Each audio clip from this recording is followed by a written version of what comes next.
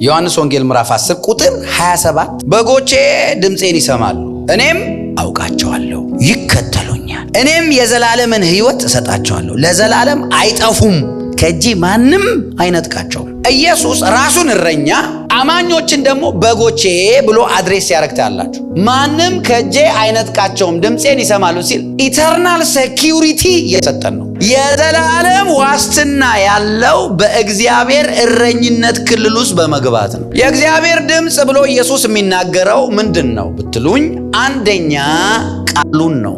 የእግዚአብሔርን ቃል መስማት፣ የእግዚአብሔርን ቃል በሕይወታችን አፕላይ ማድረግ፣ የእግዚአብሔርን ቃል ጠዋትና ማታ በሕይወታችን መግለጥ፣ የእግዚአብሔርን ቃል መኖር፣ ይሄንን የእግዚአብሔር ቃል መማር። ለእግዚአብሔር ቃል ቦታ የሌለው ሰው ለእግዚአብሔር ቦታ የለውም።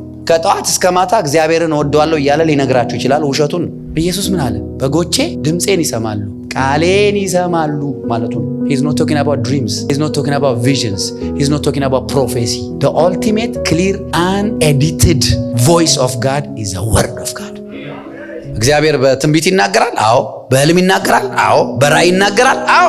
ግን ኢየሱስ እዚህ ጋር አድሬስ እያደረገ ያለው በዋናነት ምንድን ነው? የእግዚአብሔርን ቃል ነው። እንዴት ነው እግዚአብሔርን የምንከተለው? ቃሉን ሰምተን። እረኛን ፋይንድ አውት የምታረገው፣ እረኛን ሎኬት የምታረገው ከእረኛ ጋር ኢንቲሜሲ የሚኖር በቃሉ ነው።